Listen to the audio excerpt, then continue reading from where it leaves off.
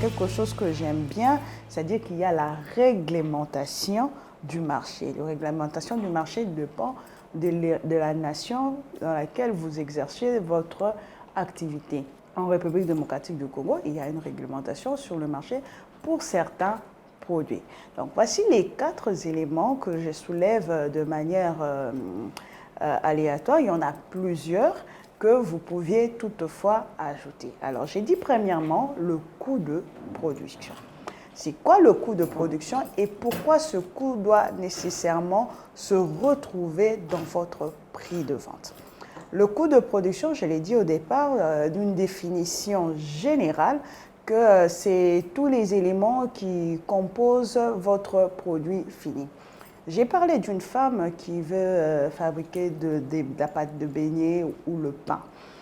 Dans le coût de production, par exemple, vous avez la farine qui compose la pâte à beignet, vous avez le sucre, vous avez l'huile ou le beurre que vous pouviez ajouter, vous aviez de l'essence, le parfum que vous mettez dans votre pâte, etc. Donc tout ça, c'est-à-dire que si vous devez refaire votre marché continuellement, vous devez mettre le coût de la farine dans vos beignets. C'est-à-dire, si avec un sac de farine, vous avez la possibilité de produire un sac de farine de 25 kg de format, vous permet de produire de manière aléatoire comme ça 2000 beignets. C'est-à-dire que vous deviez prendre, si vous avez acheté cette farine à 25 000 francs, c'est-à-dire que vous devez prendre ces 25 000 francs et le mettre dans les 2000 beignets. Donc, vous devez prendre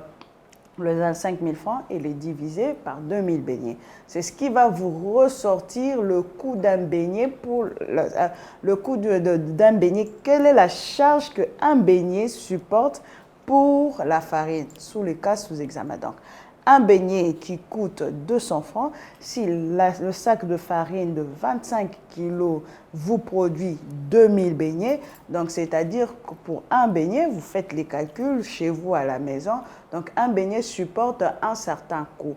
Et ce coût-là, ce n'est pas votre argent, ce n'est pas un bénéfice, c'est de l'argent que vous devez mettre de côté, que vous devrez réunir pour réacheter le sac de farine. Parce que si vous mangez cet argent, vous ne pourrez plus refaire votre beignet. Soit vous ferez, mais avec une quantité moindre. Donc, le coût de production doit nécessairement se retrouver dans votre prix de vente pour vous permettre de tourner. Je vous donne ce qui est basique pour vous permettre de faire votre commerce, pour ceux qui sont dans la production. Parce que les vendeurs, les revendeurs, forcément ne subissent pas le coût de production. Ils achètent un produit déjà fini pour le mettre sur le marché. Donc, eux, ils ajoutent juste leur marge bénéficiaire sur un produit. Mais pour les entrepreneurs qui sont à la base de la production, de la transformation, ainsi que la distribution, le coût de production doit nécessairement se retrouver dans leur prix de vente. Donc, nous avons cela. Nous venons maintenant avec les charges que j'ai dit, charges fixes et charges variables. Les charges fixes, j'ai donné un exemple, ce sont des charges que vous payez mensuellement. Donc, peu importe l'activité, que ça tourne ou que ça ne tourne pas, vous avez des charges que vous êtes censé payer. Entre autres, le loyer, entre autres, l'électricité, l'eau, ce sont des charges fixes. Mais ces charges fixes, vous ne le supportez pas de votre poche. C'est votre activité qui doit couvrir votre charge fixe.